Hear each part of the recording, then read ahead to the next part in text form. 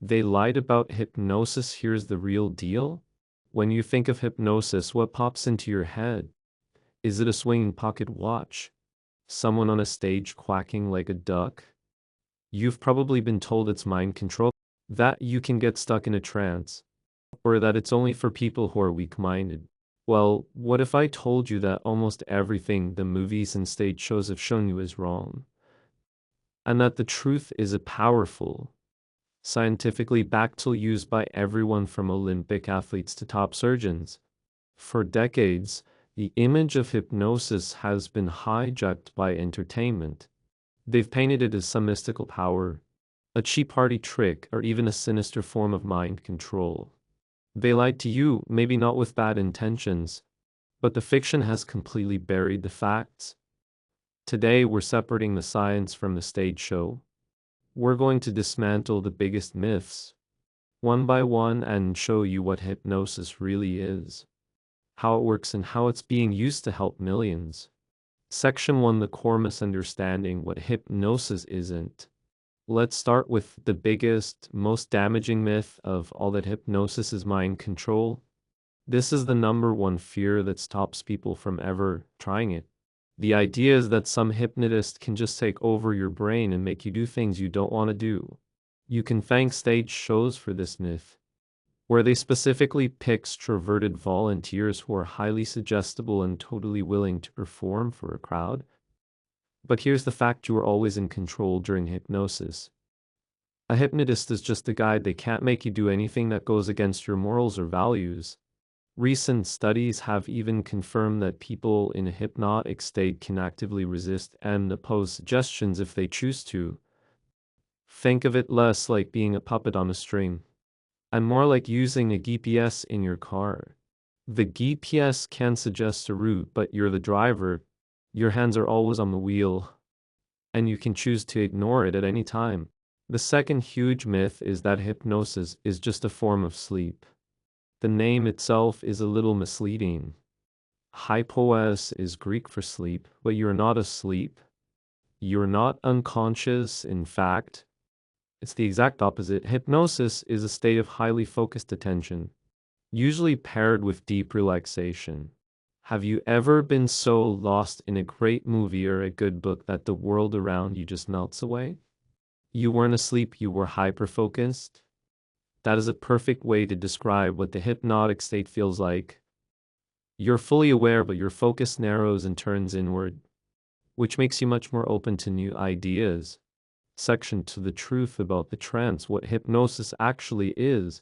So if it's not mind control and it's not sleep, what is it? Put simply, clinical hypnosis is a state of focused attention where you're less aware of what's going on around you, making you better able to respond to helpful suggestions. Let's try another analogy. Think of your mind as having two parts: the conscious and the subconscious. Your conscious mind is the logical, critical gatekeeper you're using right now to analyze what I'm saying.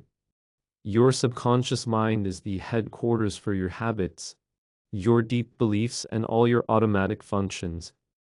During hypnosis, that chattering, critical conscious mind is encouraged to quiet down and take a back seat.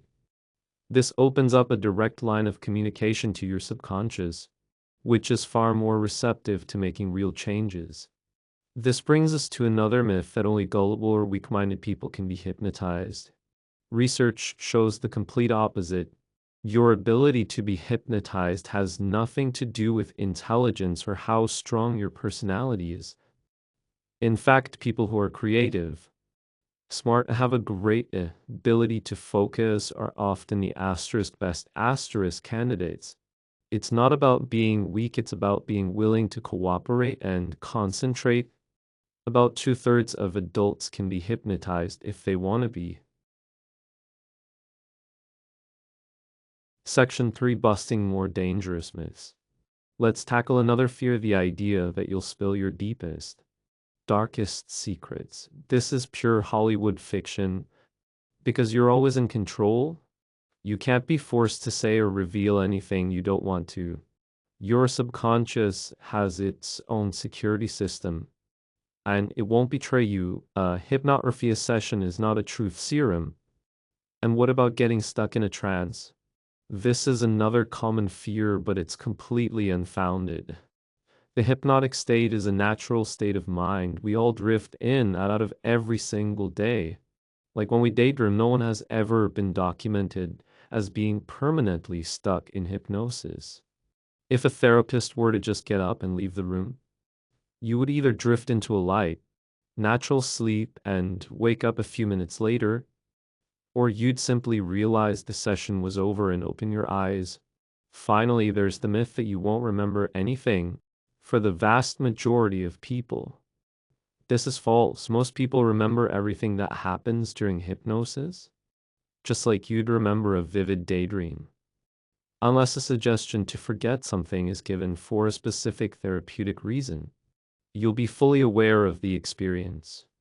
Okay, if we've already shattered a few myths you believed about hypnosis, and you're starting to see it in a whole new light, do me a favor and hit that subscribe button, because we're about to get into the really powerful stuff, how this is actually changing lives in the real world.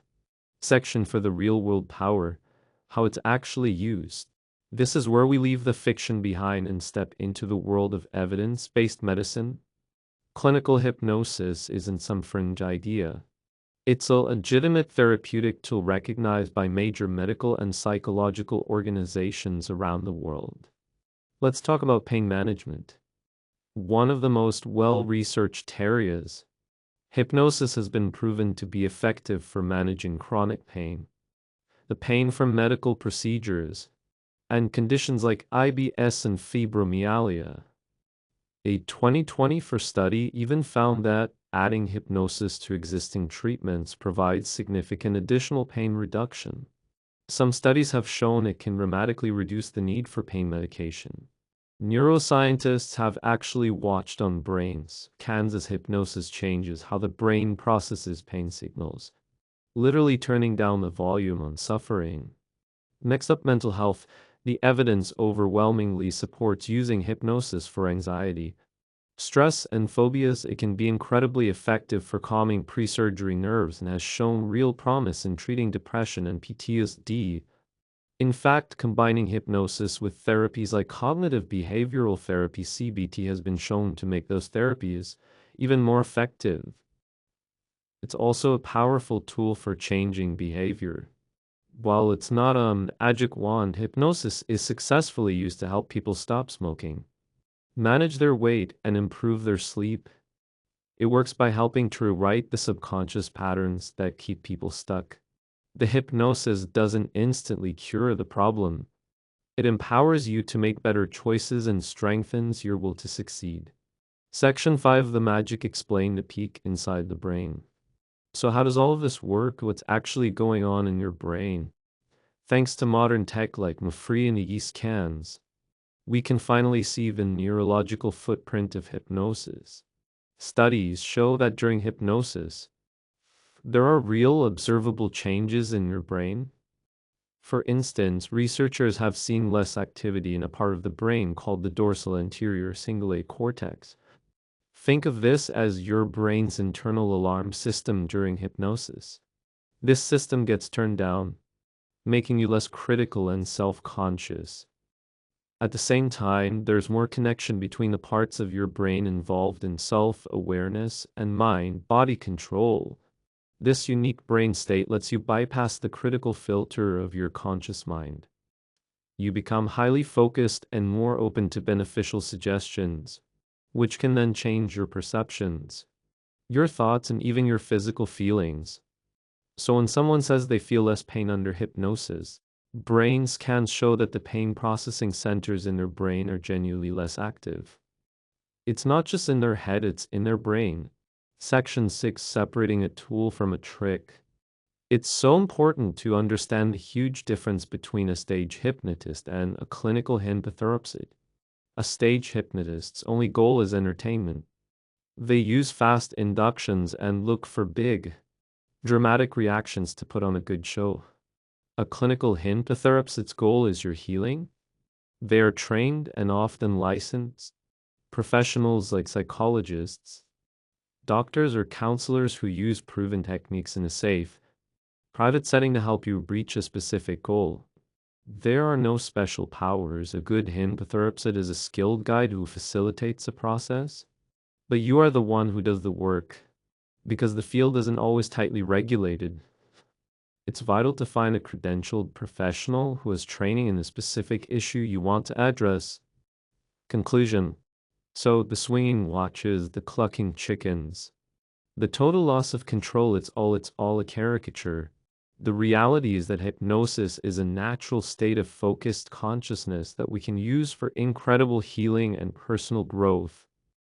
Here's the real deal: you're always in control. It isn't sleep, it's focused awareness. And it isn't magic, it's a science-backed tool that is helping real people manage pain, beat anxiety, and break free from habits that hold them back. The most empowering truth about hypnosis is that its power doesn't come from a hypnotist controlling your mind. It comes from you learning to have more control over your asterisk mind. It's about unlocking your own amazing ability to change how you think, how you feel, and how you live. From the inside out, they lied to you about hypnosis, but now you know the truth. What was the biggest myth about hypnosis you used to believe? Let me know down in the comments. Thanks for watching, and I'll see you in the next one.